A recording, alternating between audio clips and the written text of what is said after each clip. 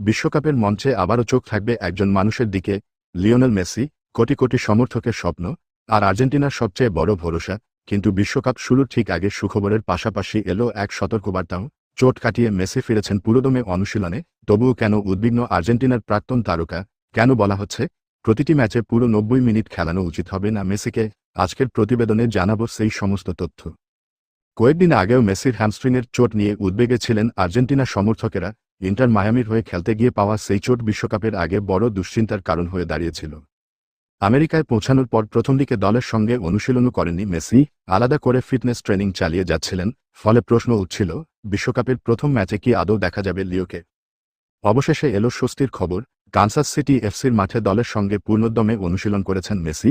অনুশীলনের সময় তাকে দেখে কোথাও ক্লান্তি বা অস্বস্তির ছাপ পাওয়া যায়নি, বরং হাসিখুশি মেজাজে সতীর্থদের সঙ্গে সময় কাটাতে দেখা যায় তাকে।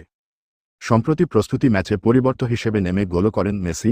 ম্যাচ শেষে নিজেই জানিয়েছিলেন চোট অনেকটাই সেরে গিয়েছে এবং তিনি স্বাভাবিক অনুভব করছেন। মাঠের অনুশীলনেও সেই আত্মবিশ্বাস স্পষ্ট। তবে এখানেই শেষ নয়। আর্জেন্টিনার প্রাক্তন তারকা ফুটবলার জুয়ান সেবাস্তিয়ান ভেরন মনে করছেন, মেসি সুস্থ হলেও তাকে নিয়ে বাড়তি সতর্ক থাকতে হবে কোচ লিওনেল স্কালোনিকে। ভেরনের মতে, বিশ্বকাপের মতো দীর্ঘ ও কঠিন টুর্নামেন্ট প্রতিটি ম্যাচে শুরু থেকে শেষ পর্যন্ত মেসিকে খেলানো ঠিক হবে না। বয়স, শারীরিক চাপ এবং পরপর ম্যাচের কথা মাথায় রেখে প্রয়োজন অনুযায়ী বিশ্রাম দেওয়াই হবে সবচেয়ে বুদ্ধিমানের কাজ। এবারের বিশ্বকাপ আর্জেন্টিনার কাছে বিশেষ গুরুত্বপূর্ণ।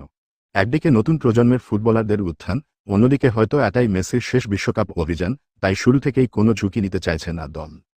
গ্রুপ পর্বে আর্জেন্টিনার প্রতিপক্ষ আলজেরিয়া, অস্ট্রেলিয়া এবং জর্ডন। প্রথম ম্যাচ থেকেই ভালো শুরু করতে চাইবে স্কালোনির দল। বিশ্বকাপের সূচি অনুযায়ী ১৭ জুন ভারতীয় সময় ভোর ৬:৩০টায় আলজেরিয়ার বিরুদ্ধে মাঠে নামবে আর্জেন্টিনা। এরপর ২২ জুন অস্ট্রেলিয়া এবং ২৮ জুন জর্ডনের বিরুদ্ধে খেলবে তারা। এই তিনটি ম্যাচে ভালো ফল করেই নকআউট পর্বে জায়গা নিশ্চিত করার লক্ষ্য থাকবে বর্তমান বিশ্ব চ্যাম্পিয়নদের।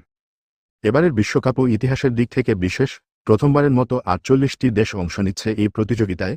যৌথভাবে আয়োজন করছে আমেরিকা, কানাডা এবং মেক্সিকো। ১১ জুন থেকে শুরু হওয়া এই মহারণ চলবে ১৯ জুলাই পর্যন্ত।